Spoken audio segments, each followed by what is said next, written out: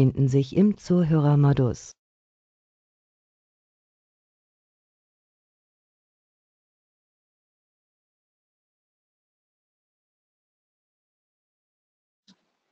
Good morning, everyone. A very warm welcome to our webinar on the definition of positive energy districts and neighborhoods. My name is Margit Noll, and I will moderate today's webinar and meeting, and I welcome all of you very much. We have now a list of 26 participants, and I see that more and more dialing in. Anyway, we are going to start and get the others on board as they come along. So today's webinar is focusing on a definition of positive energy districts and neighborhoods, as the invitation said. This discussion is taking place in the frame of the Positive Energy Districts program as part of the set plan activities, and we have seen that based on the fact that there are many test cases, many pilot activities across Europe developing with different concepts, with different definitions, boundary conditions. We thought it's worth taking that discussion in a bit of a wider group to understand where the references are, where the different needs are, how we can work along a positive energy district and neighborhood concept with anticipating and taking along different approaches and different maybe grades of maturity. So today I have 3 panelists with me that will give an input on their experiences, some based more on scientific discussions, some more from the side of cities. And we will then have room for a discussion and hopefully collect also your feedback as much as possible to feed your views and experiences in the further process. Before we go into any details, I would like to get you acquainted with the tool that we are working with. So here I hope you can all see the screen. My slides are shared here, and there are some functionalities that will be important to really make that an interactive session along different opportunities. If you see the dashboard usually on the right hand of your screen, there is a small arrow. If you press that, you see the whole dashboard, and then you see also the more detailed functions. You see the people participating and can work with different opportunities. You can even select your language. There is a language symbol, as you can see here on the slide, so you can adapt that to your needs.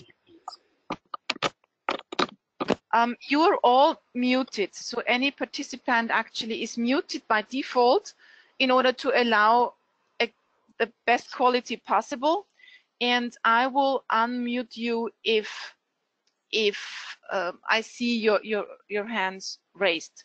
There is the opportunity to signal me that you have something to share, that you would like to speak. So there is the symbol to raise your hand. Could you please all do that so that I see that it's working and that you were following? Oh, excellent. There are some up already. Just go ahead, click the raised hand symbol. Very good. Yeah, there are some more. Just please use that and test it. Yeah, if you click a second time, it disappears again. So you can raise your hand and you take your hand down again. There are still some where it doesn't seem to work. Okay, but I think it's sufficiently good. So please take it off again. You should see that symbol on your screen as well, that you raised your hand. So deactivate it so that I know that you're all clean here. Excellent. Thank you so much. We will use that in particular and for the discussion if anyone really wants to say something. At the same time, there is the opportunity to use the chat function. You can use, there are 2 issues. There is a question box and there is a chat function. The chat function, please use that.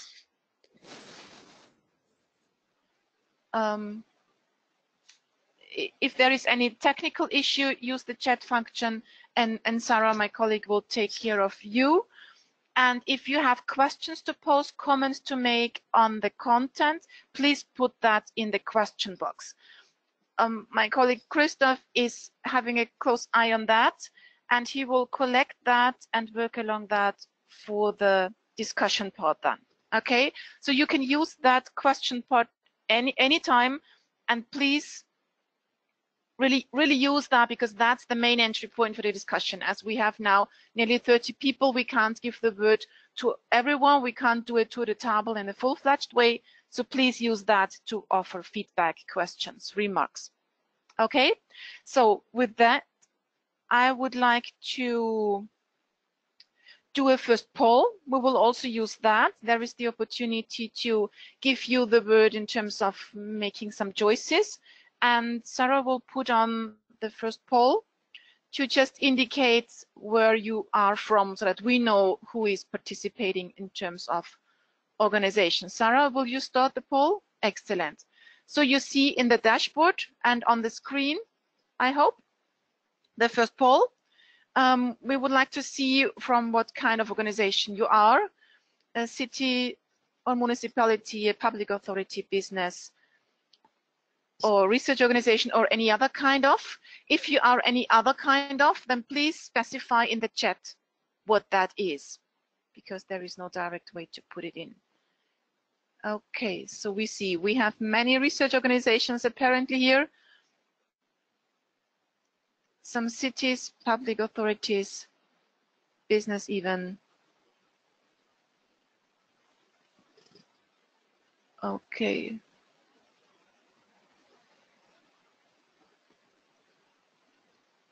Good.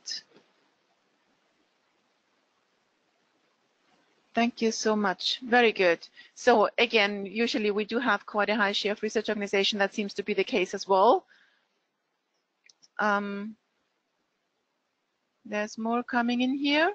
No, I think we're good. Nearly all of you have made your choice. Sarah, can you share the results of that so that everyone can see that? Very good. Thank you. Okay, here we go.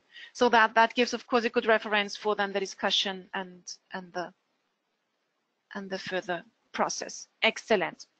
With that, I would like to really go into the content, and we do have 3 panelists. Okay, so the first one is Hans-Günther Schwarz. He is from the Austrian Ministry for Transport, Innovation and Technology, and he's also a chair of the set plan action on smart cities. And we had a lot of conversations with cities, with researchers, to really collect feedback and references for that definition. And he will offer his conditions, his conclusions at this point. So let me hand over to Hans-Günther. Hans-Günther, the floor is yours. You have 5 minutes for your statement. Thank you, Margit. Can you all see my slides? Yes, we can. Thank you. Go ahead. Okay. So, I need to go up. Here we go. Okay. Good morning, everyone. So, in the positive energy districts working group in the set plan action on smart cities and communities, we have chosen to really focus on positive energy districts, and we found it quite important to come to a definition and vision of what we want to create. And you all know we want to have 100 positive energy districts by 2025, and we're quite optimistic that this will be possible. Then when we start looking at who would be our partners in developing that, we chose to first approach those who are problem owners. And we think this is important because they are the only ones who take money into their hands and who will be able to implement whatever we work out together with them. And those who put money on the table are cities, real estate developers, and then certain kinds of industries like the utilities, like local, regional, national utilities. Because they all invest, they put money on the table, and they create infrastructures when it comes to the cities, they create the buildings when it comes to the real estate developers, and they create some other infrastructures when it comes to the utilities. Now, the question is, how can we bring about innovation in this context? And that's where we come in. We hope that through our research and innovation funding, as countries, as national program owners and program managers, will be able to spark off innovation on the urban level. We also think that's an assumption that living labs would be a good way to support the problem owners.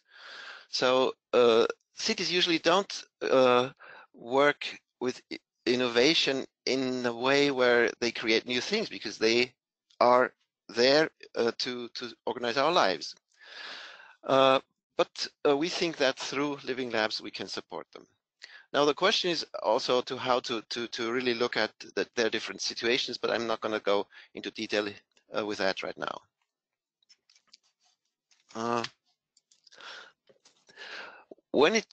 Come on.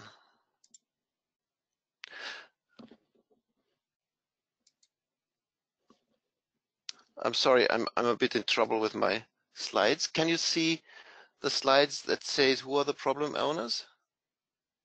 Yes, we can. Okay, you good. might want to, yeah, we can. That's good. Go ahead. Okay, so we also have to look at what specifically they can do. So with cities, we think they have the political ownership, and we think political vision is one of the central points here.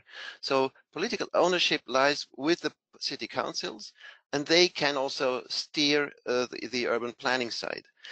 There is financial ownership for the infrastructures as well, and this lies again with the cities.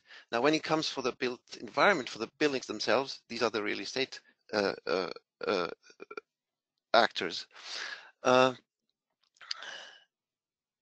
Often we're being told that industry should be, seen as one of the problem owners, because industry generally seems to invest a lot. They only invest when it comes to scalable technologies. When there is no clear framework for their investment, they won't invest, and that's why they only sell, in our case, their technologies to cities or to the real estate developers. Now,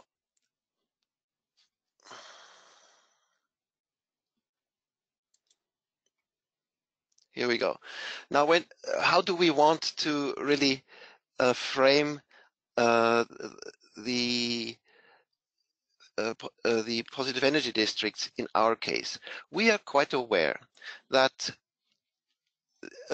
we have other actors working on aspects such as the energy system and the buildings themselves. And these are two other action groups, actions in the set plan. Is the implementation working group IWG4, which is on smart energy systems, and IWG5, which is on energy efficiency in buildings. We ourselves want to focus on the role that positive energy districts can play in the system. Now, what's the main function of an urban district? The urban district is the main consumer in the energy system. So it has to play a role which serves the energy system. So if the energy system is fully built on renewable energies, what the urban district or neighborhood has to do is be an energy consumer, a flexible energy consumer, which means we have districts which need to respond to the demand when it's there, or create demand when there's a lot of energy, bring down the demand when less energy is available. So really respond to the volatility of renewable energies. This includes sector coupling, of course.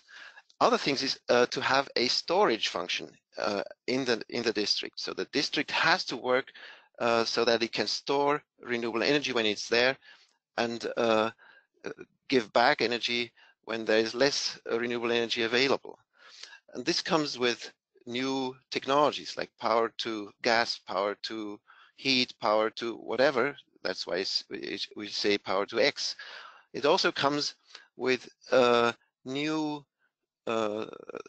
sector coupling abilities like thermal storage, mass activation, but also using the latency of certain consumers in the district, like cooling houses, to have them switched on sooner or later. In essence, we think that the role of the district can be described as an energy sponge. You suck up energy when there's a lot there and consume it this way, and you give back when there is less available in the energy system. Just to conclude, we have to be aware that we are working with technologies here which don't have an automatic market. So the market has to be created by political vision. So we have to use research as well to create frameworks for local political action. And alongside with technology development, we'll have a strong focus on supporting the problem owners, the cities, in doing exactly that. Thank you very much. Thank you, Hans-Günther, very much for your overview and the framework, what the program is aiming at, and how we sort of establish the conditions for the definition of a PET. I see that we have get more participants by now, so just a reminder for everyone. For the newcomers, welcome, and I would highly recommend you, well, following the presentations as the start, use the question button and the question box for putting in remarks, comments, or questions for the discussion. You can do that every time, anytime, and we will collect them and then use that as a reference for the discussion after all the inputs. So Hans-Günther, thank you for your input. We are moving on, as there was no, or is there any immediate question from the audience? I haven't seen any yet. If not, we will move on to Annemie Wijkmans. She's from the Norwegian Technological University, and she's also chair of the European Energy Research Alliance on the joint programming on smart cities. So this is the panel of research organizations that are dealing with that matter for quite a while now, and they have been active in bringing together the scientific evidence, if you will, the scientific experience to come up with a definition on this. So I will hand over. Yeah, okay, Annemie is already online. So Annemie, the floor is yours. Again, you have 5 minutes for your intervention. Please go ahead.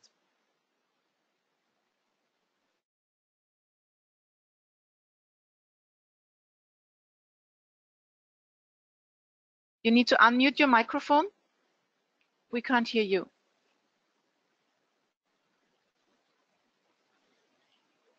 So now it's okay. Go ahead. Okay, good morning, everyone. It's a pleasure to be able to show you some of the work we've been doing in the ERA joint program on smart cities. So within the European Energy Research Alliance, there are many different programs on different energy technologies and sources. And there are also some programs that go across different energy fields. Smart cities is one of these. So basically, our role is to integrate new processes, new technology, new sources, social, technical, economic, and other perspectives to see how we can create smart, positive energy cities. And in that respect, we are currently creating a strategic research agenda to see how we as researchers can contribute to creating positive energy districts, and then how that could be scaled up towards cities, We're doing so in a cooperation between, well, currently 44 European research organizations and universities from 17 different countries. And we work very closely with cities, companies, NGOs, citizens, and of course also with the Set Plan Action 3.2. Of course, the plan is more extensive, but I am showing you some of the highlights here. So a first obvious question is, what are positive energy districts? How do we define them? How do we measure them? And how can they be used in different contexts? You know, cities across Europe are very different. How do we then test and monitor and create prototypes for testing something in a smaller scale before it is implemented in a real life city on a larger scale? How do we, so which kind of instruments and tools do we have to create, manage and fund such districts?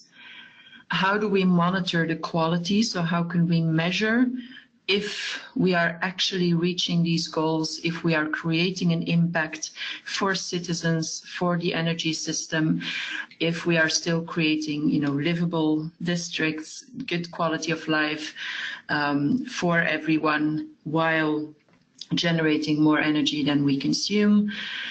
And then if everyone agrees that positive energy districts is a good idea and that there's already a lot of solutions available, why are there not more positive energy districts already? So we are documenting what kind of stakeholders are involved in such projects, what are the barriers, the challenges that they experience, where do they see opportunities, for example, in investment, in new technical solutions, in more inclusive processes, co-creation with citizens, with others, and then how can we use that experience to help funding agencies, decision makers, politicians, and cities, of course, to create better systems and better conditions for the implementation of positive energy districts.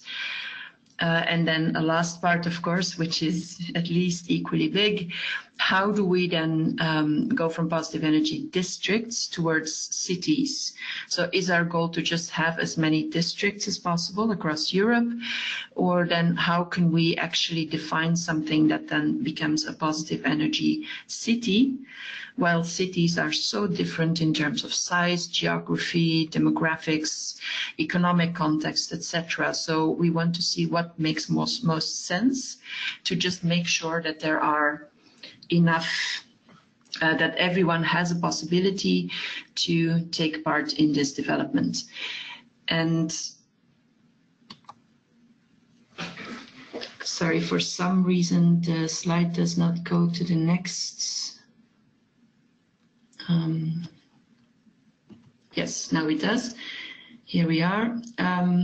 So basically, this is just the same as what I've said, but then in a visualization. So we, you know, in some cases, maybe it's only a block of a couple of buildings, but we have to see then through energy efficiency, through social measures, through environmental actions, legal possibilities, economic investments, urban spatial systems, etc. How can we make sure that it's not just a couple of buildings, but that's maybe a whole district? How do we then go from a district to a city?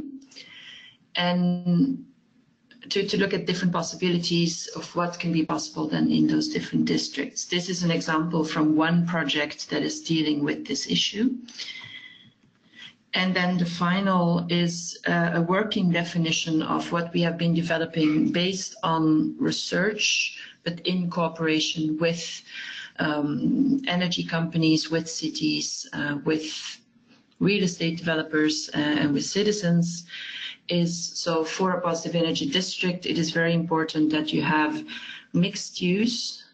So it can be housing, commercial, offices, maybe some industry, types of use. There should be energy efficiency, there should be renewables, there should be focus on CO2 emissions, there should be interaction between building, energy system, mobility, there should be a regional interaction, and then of course to make sure that it's both socially, economically and environmentally sustainable. And the one in red, the PED dynamic, so we have defined four types, and it's not that one is better than the other, they're just four different types. The PED dynamic is the one that is probably going to be the most possible to use in Europe. So a net positive year energy balance in interaction with regional systems. So it does not do everything by itself, but it gives energy to the region, and sometimes in some occasions also then uses energy from a regional system, but otherwise, so there is a net positive yearly balance within the geographical boundaries of the PED. The virtual PED is different in that it is not possible to get a net positive balance within the geographical boundary, even not in interaction with a regional system, but the district has maybe bought shares in an offshore wind farm or something that will compensate this, or they own part of the wind farm. A pre-PED is then, so even that is not possible, so they still need to buy some green certificates, etc., in order to get zero across the year. In some cases, maybe there might be some autonomous districts that really that don't even need an interaction with the region. They can just do everything by themselves. However, that is not an ideal. So we need energy flexibility. We need exactly the kind of sponge that Hans-Günther Schwarz presented. So we want the dynamic interaction with the region. And we think that, so as we've discussed this with 17 countries, we think that this PED dynamic, for example, should be something that's achievable for a lot of districts and people in Europe, even existing environments with heritage, etc., etc. So we look very much forward to be able to test this and to be able to discuss this with you. Thank you. Annemie, thank you so much. I think this gave a quite good overview about different aspects, as well as maybe a gradual development from starting with smaller scale ambitions and PED concepts up towards then the PED dynamics, or even maybe an autonomous PED, if that would be possible based on the situation of a city or a district. Thank you for this. I saw that there were several questions on will you get the slides? Yes, you will. We will collect them from the speakers and we will distribute that to all of you, that you can work with that. So are there any other questions on this definition so far? I think the regional integration and this regional dimension is very important. And I think this might take some more discussions on what are the conditions then for this. How do you calculate that? How do you consider this? What does that mean for any kind of a functional approach, balancing interrelation of the city and the hinterland, so to say. We do have some practical aspects on that as well. So I would like to move on to Petra Schöffmann. She's expert in the energy context from Urban Innovation Vienna, and she will. Yeah, is there? So Annemie, could you please mute your microphone? Then you can unmute it yourself again. Thank you. So I will hand over to Petra now, and she will give her experiences from a project that was going on in Vienna to understand how could a PED work out in the city of Vienna or in some of the districts, what are the assumptions behind that, and what are some conclusions. So Petra, the floor is yours. 5 minutes. Thank you. yes, we Urban Innovation Vienna is working very close together with the city of Vienna. So I'm also trying to make it a little bit from the cities, from the view of the city, what we want or what the aim is for us of a positive energy district. So pets are a growing topic inside the city of Vienna, as well as in other cities of Austria and I think all over Europe. And cities want to increase the number of innovative districts with a high amount of locally produced energy, which means the aim is a high amount of innovative energy, let's say. If this urgently has to be a positive energy district is, let's say, second important. But anyway, there is the need for a supporting framework because we need something where we can measure the outcome. Yeah, here we are. But the question is, what should it look like? And we were discussing a lot inside the national project as well as inside the cities. And the one, as Annemie said, is the localization, the boundaries. So is it rather strict or should it be rather strict or rather open? And there are advantages and risks as everywhere. And if there is a strict spatial boundary, this encourages to very innovative projects and that there is a high innovation on a tight local area. And the other point is that the citizens which live in such an area, they have a higher amount of ownership for their behavior, and the topic of energy is very tangible for the inhabitants as well as the other citizens, because they see visually where the energy comes from. But what we don't have to forget is that if the boundary is strict or open, energy is only one element. What we don't have to forget is that there are other necessary aims, quality of living, green spaces, and so on, which we don't have to forget, because so there has to be a balance between the very, very important topic of energy with other necessary qualities. Another argument which supports a tight boundary or a real boundary, let's say, is that we have to use the available areas as efficient as possible, because we all have very high aims concerning the final energy consumption, which will be covered by renewable energy sources.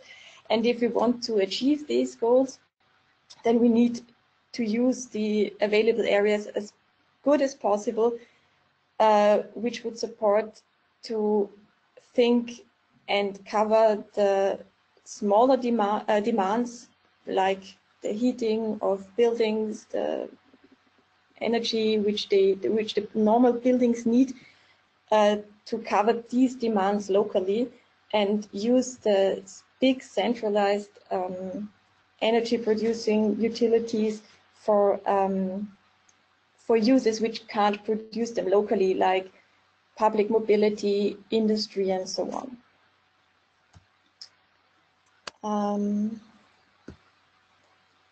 The next question is, has the definition be a hard one or a soft one? Which means has there to be a tight calculation tool to show an exact number of what surplus energy this quarter or this district produces, or is it okay to have a softer definition, like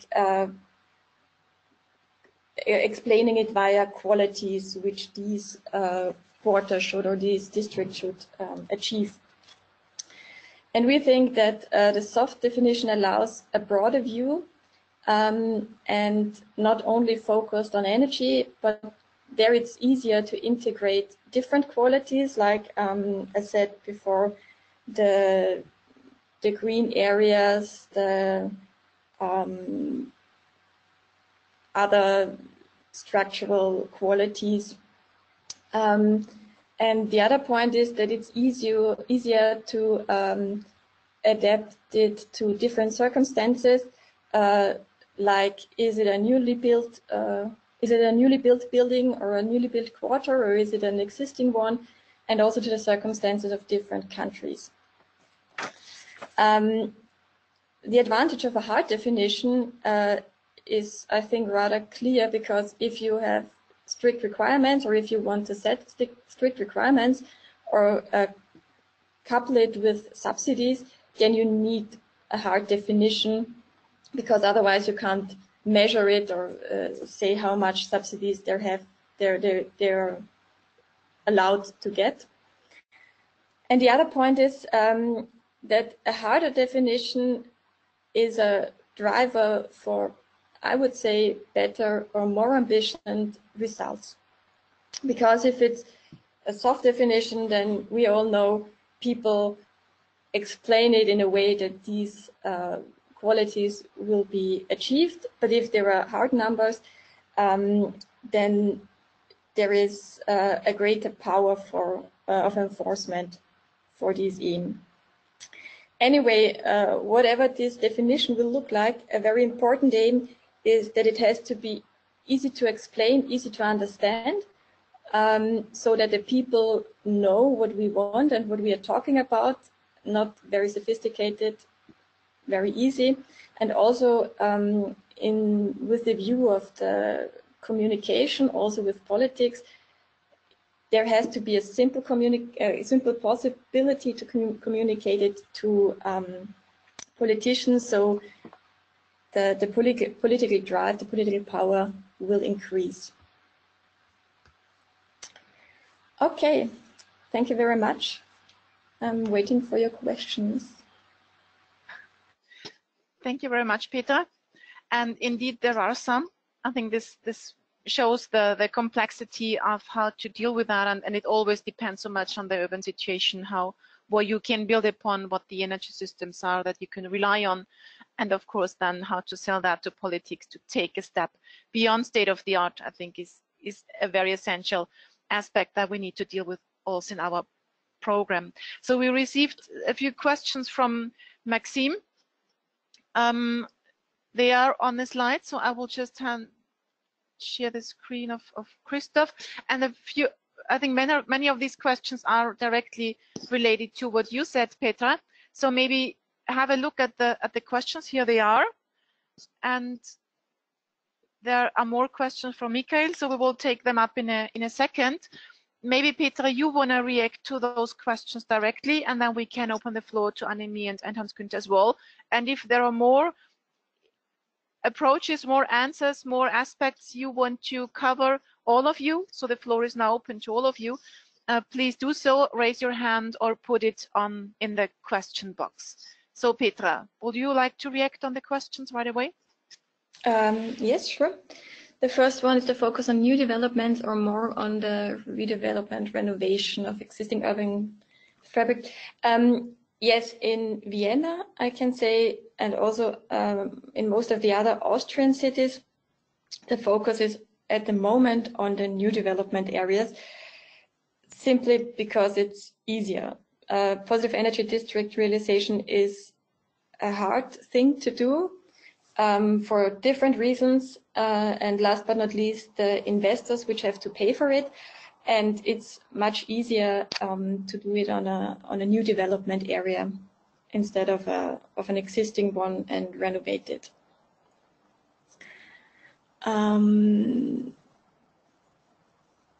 Should the other answer also to this question, or should I do the next one directly? Address the question from your point of view, and then I give the floor to the others. So okay. Try to keep short answers. There are more questions coming in now. And okay, we want to give the opportunity for everyone to respond. Okay? Mm-hmm. The balance with other necessary aims. Yeah, inside the city, there are different departments, let's say, as everywhere. with different aims. So it's also the mobility is a very big aim. The decrease of urban heat islands, the view of the city, what it should look like, other qualities like green spaces and so on. And at the moment, at least in Vienna, the topic energy is not at the top of the priorities. And we're trying really hard to give it raise it up in the priority list. I'm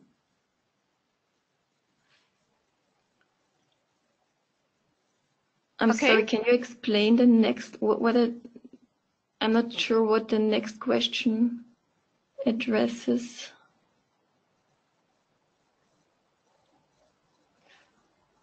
So let's move to Annemie and Christoph and see what they have on responses. Okay, Annemie, you will need to unmute yourself. Yeah. Sure. Well, let's see. I think so. Petra already mentioned mobility as well. So a part of a positive energy district, of course, is it's very important that it's not just about buildings and energy infrastructure. It's everything. It's the green areas. It's the mobility. It's the social life. It's culture. It's everything. And something that we're working quite a lot with is in this seamless mobility. So can a better management of an energy system also help people then to easier find their way between walking, biking, public transportation, and where needed, electric cars? We're working with system of like vehicle to grid or vehicle to building, so where you use the cars and the public transport as a kind of battery for the districts. So you get this flexibility also within the district. A positive energy district can, of course, also help to balance a regional system. So imagine more and more renewable energy is coming into the grid. That can be quite unstable. It's also a very different situation for energy companies to deal with. So a lot of upgrades are necessary for that energy infrastructure, and developing positive energy districts and the business models around them can help energy companies cover that transition from where we have been with basically a one-way system and a very stable building infrastructure relationship to something much more attractive and flexible. Obviously, to look at the broader balance, like air quality is a direct impact of being able to have better energy efficiency, more renewables, and better mobility system. So there's actually quite a lot of advantages, especially if you go beyond the mere energy in buildings and energy infrastructure. We're also working then with cities to see how these kinds of developments can be embedded into their larger city vision. So each city has vowed to reach the Sustainable Development Goals by 2030, not just on energy, not just on sustainable cities, but the whole package, education, everything. So how can these types of systems also be integrated in the concept of a positive energy district? One thing is the opportunity for people to gain more control over their own finances also. So there's new solutions where citizens can buy and sell energy directly from their neighbors within a positive energy district. So they can, if they are very good at saving energy, they can sell that energy to a neighbor. They see an immediate return on this behavior. So that can also, again, help people to find good solutions to change their everyday life. So that there's really a lot of possibilities here that go beyond pure traditional energy in buildings and infrastructure. Thank you, Annemie. And Günther, do you want to add a comment here? Otherwise, we will go to the next question, which is again covering quite a broad topic. Günther? You would need to unmute your microphone if you want to speak. If you just put in the next question, I can answer them together. Okay, good. So then I will go to the next one. So thanks, Michael, for your comment and questions, which is again quite covering a broad aspect of how to deal with smaller and larger areas, how to consider different types of activities. Some of them are sort of answered by Annemie a bit, but may you have another view on that, Hans-Günther? Yeah. So my view is that the program manager's view, or the program owner's view. Now, I'm quite aware that this is a mission-oriented program. So we want to achieve goals at within a certain timeline, which means that we don't have the capacity to go into too much detail when it comes to really understanding the intricacies of urban development and also of some of the technological implications. We do want to have mobility on the screen. We do want to have refurbishment on the screen, but our main goal is to get to those 100 districts by 2025. So this might just explain why we'll not have the capacity, as I said, to explore every little aspect of questions that come up. And this might, I'm aware that this might impede a very detailed understanding of our subject at hand, but that's what we have to live with. And in most cases, you don't have a mission-oriented program, so it might not be something that you're used to. I hope that basically answers the questions from the program owner's side. Thank you, Hans-Günther. So there seems to be an appreciation by Maxime on the answers given so far, saying that this hard deadline in a way of the energy transition will help to work towards more integrated sustainable planning for urban districts and cities as a whole, and that it's needed to show the citizens what can be reached so that there is really a participation. And exactly, Maxime, that is what we are aiming with the program, to not only put in technological solutions, but that we take the people and everyone along, city administration, to really redesign sort of these neighborhoods on various aspects. Are you good, the two of you, Michael and Maxime, with the answers given so far? Anything to add? If you want to speak, raise your hand. And that, of course, goes for all the others. If you want to comment, raise your hand and give a signal, or put in a question if you want. We also have prepared another poll so that every one of you can can signal how you see the different ambitions and what you see as the critical issues to deal with. So I would like to ask Sarah to open the second poll. Here it goes.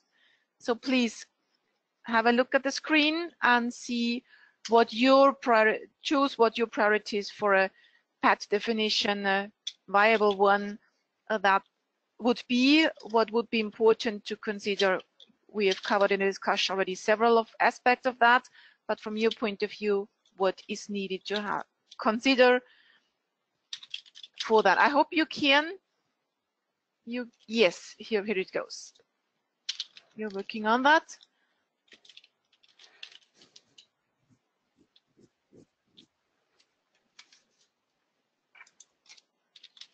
So what I see here, we'll share the results as soon as you already made your choices.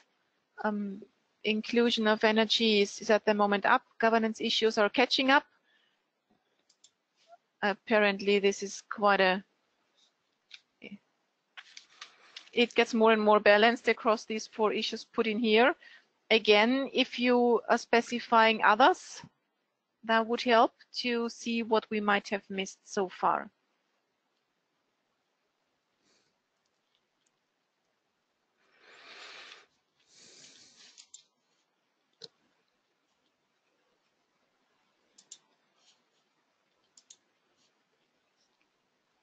So, right, anyone else who wants to have a vote, do that now before we close that question.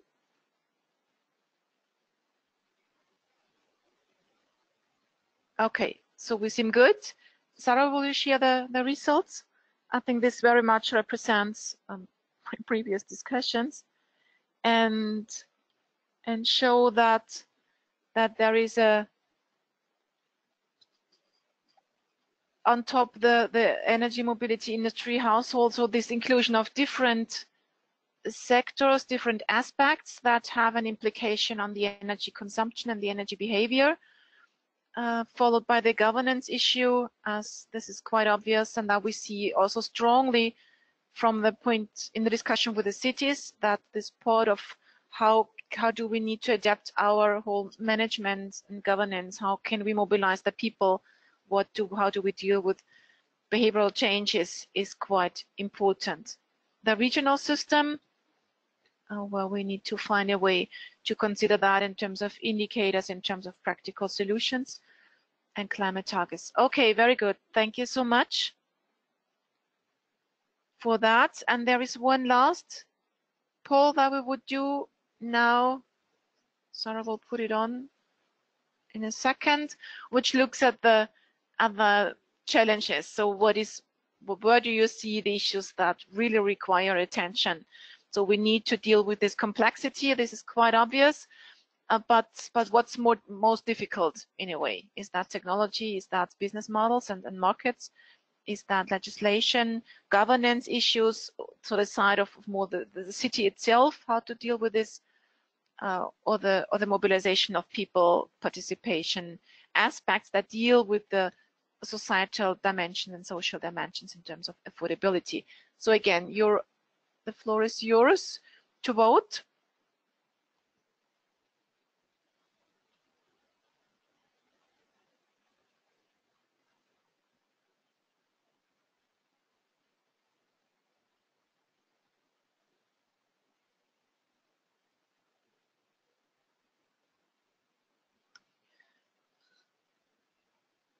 So one more minute for you to give your.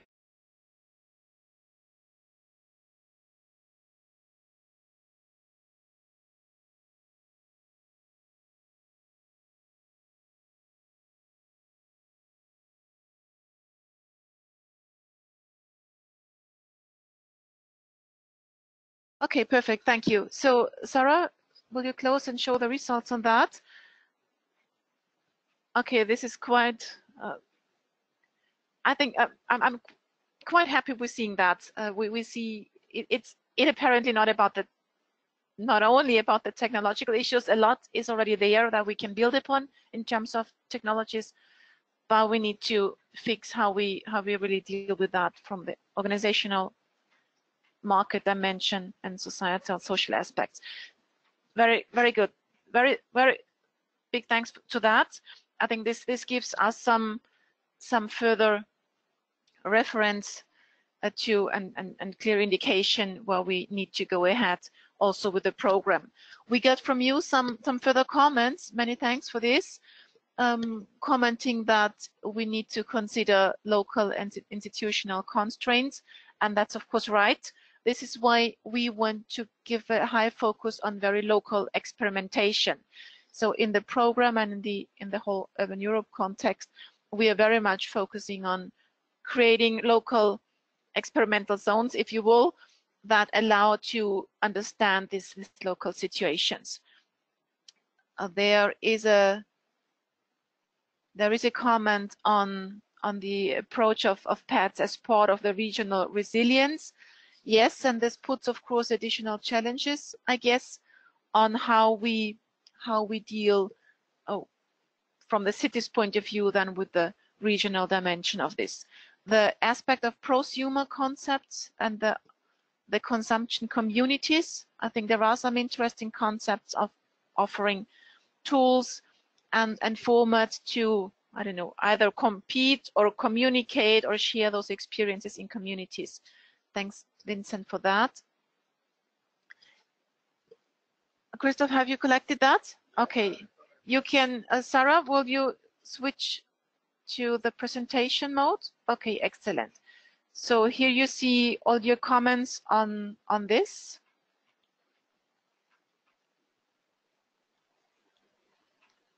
Here we go. Very good. So there are comments from some of you on the poll and on the discussion so far. And of course, these are quite serious questions on how can we include everybody. So what's the framework? Whom to include? How not to make sure that some parts of society are not left behind without maybe the need to include everyone. How can we work with the homeowners that they act according to some principles? I think the issue of good practice examples in communication is quite important for that. How to integrate other transition issues on urban planning scale, a very essential aspect that we are aiming in the JPI Urban Europe context and also in the PAT, of course, on how to connect this energy transition and this PAT transition with other aspects. So the floor is yours to the three panelists. Starting with Hans Günther, do you want to comment on some of those issues? Thank you so very much, Margit. Yes. Number one is, I think, and that goes to all the questions in a way, you know. Often we're being told that, yes, the consumers have to make a change in their behavior, and it's up to them to behave so in a way that less CO2 is being consumed and so on and so forth. I think in our program, there's a clear,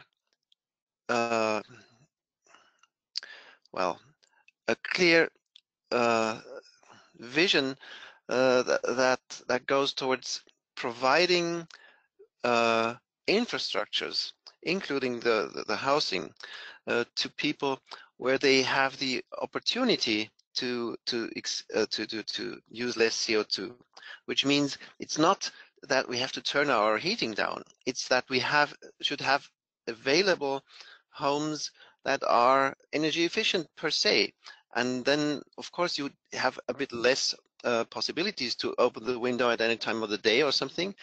But I think it's up to the public sector to provide this ability to behave climate friendly.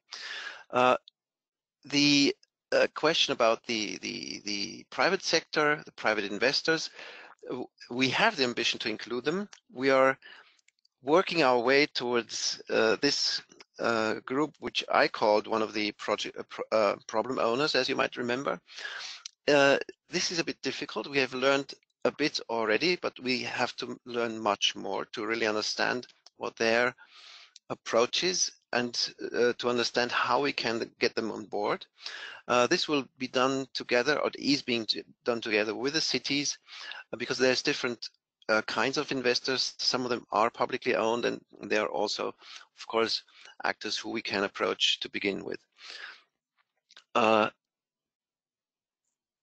Yeah, and regarding, you know, putting some impact on some, or some convincing homeowners to do the renovations, I think this will be the step 2 in our work, because it's a very political thing, and I think that we, from the research and research funding side, don't have very much leverage on that. Thank you. Thank you, Hans Günther. Annemie, do you want to comment on this variety of issues? Sure, thank you. Hans Günther, do you mute your microphone, please? Yes, thank you. Annemie? Yes, there are actually quite a lot of urban districts currently in Europe that are under transformation. So especially the transitions, urban planning scale. I think that's a very interesting question, because there are so many districts that are currently being transformed from industry to different purpose, or transformation of harbor areas, growing cities, shrinking cities, repurposing of buildings, of areas.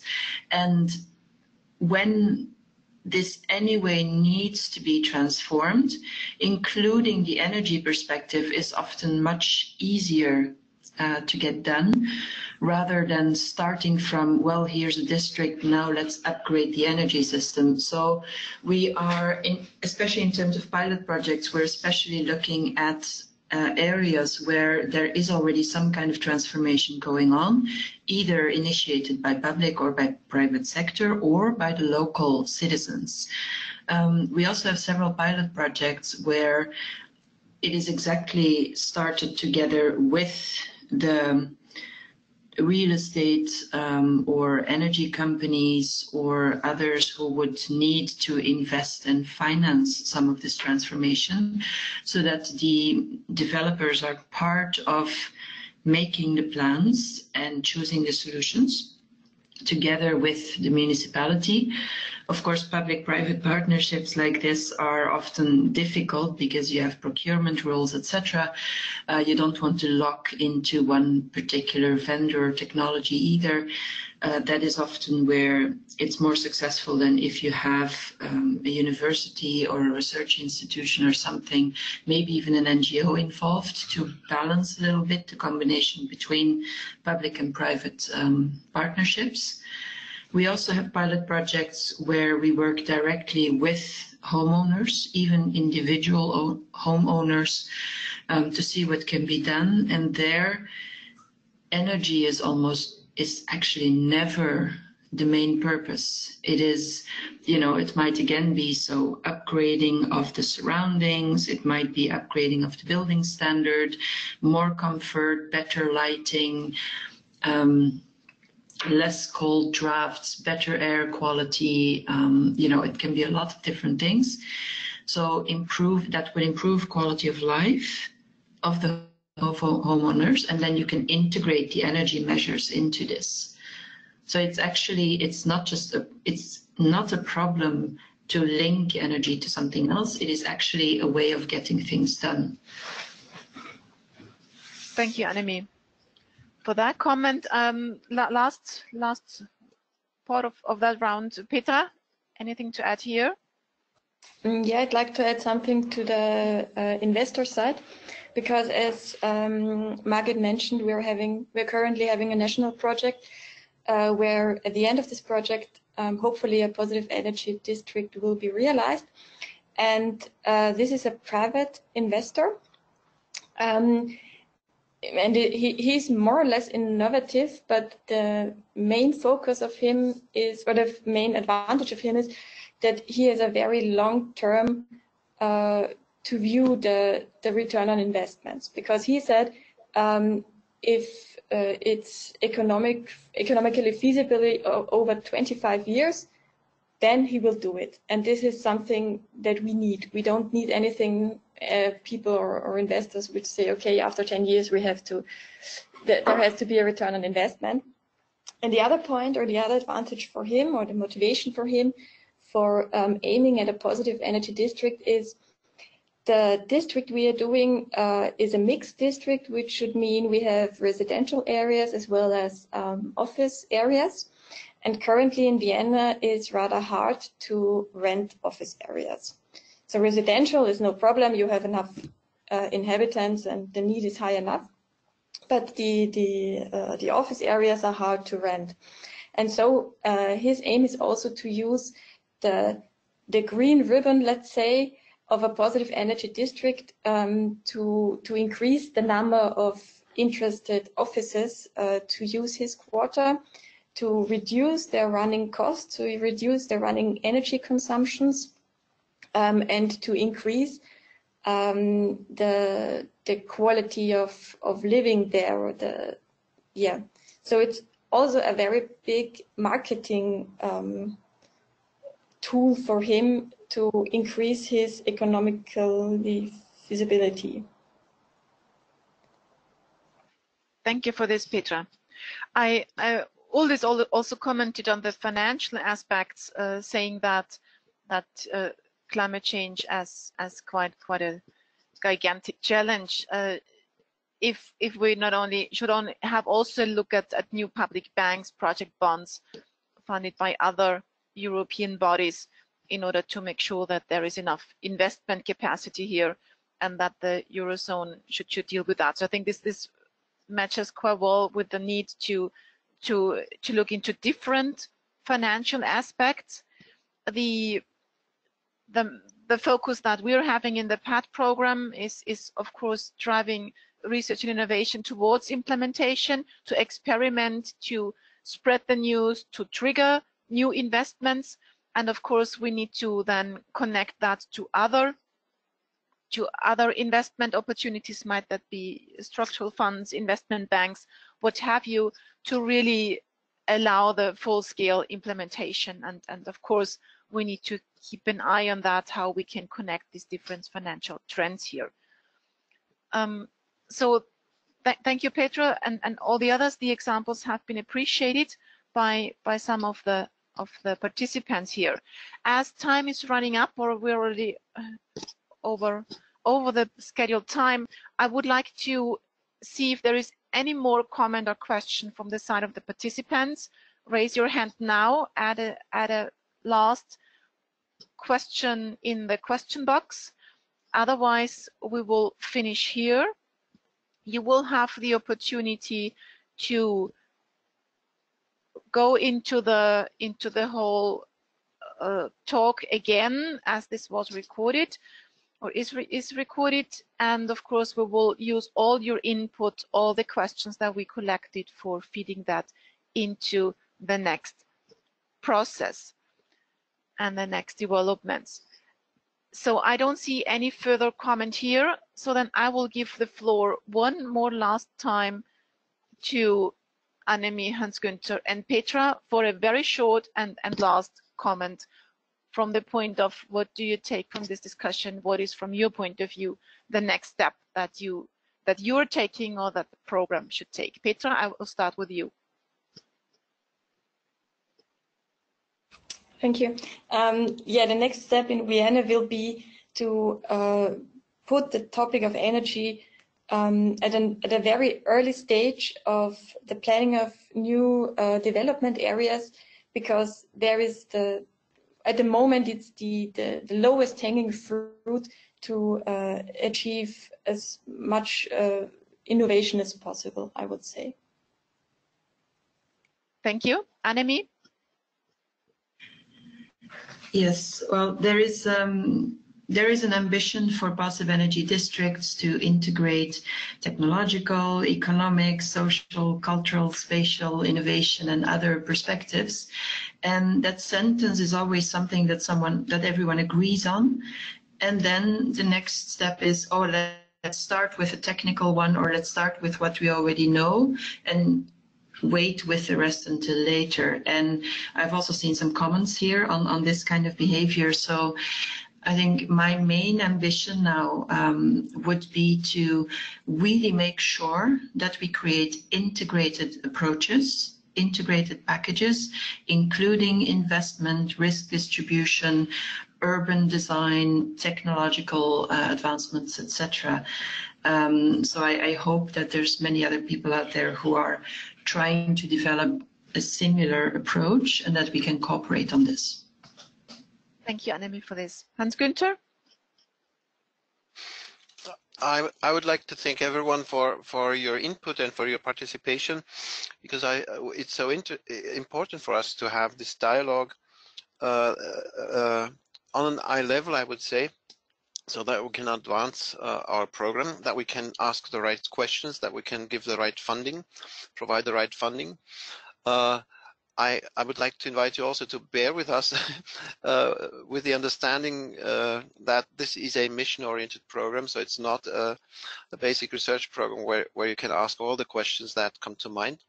But what we need from you is to understand which, in your opinion, are the burning questions, the questions that we can't move forward without answering them. So that's where we really want to have your ongoing feedback. Thank you so very much again. Thank you, Hans-Günther.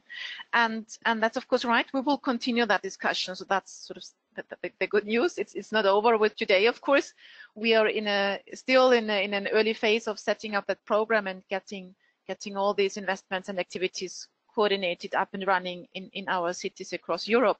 So with that, I will close this webinar by by inviting you to continue following it and being as active as you can. Of course, you will receive the slides. You will receive a reference to the website where you can find more information. You can sign up to the JPI Urban Europe newsletter, where you will see whenever there is a follow-up event, might that be a webinar or a physical meeting.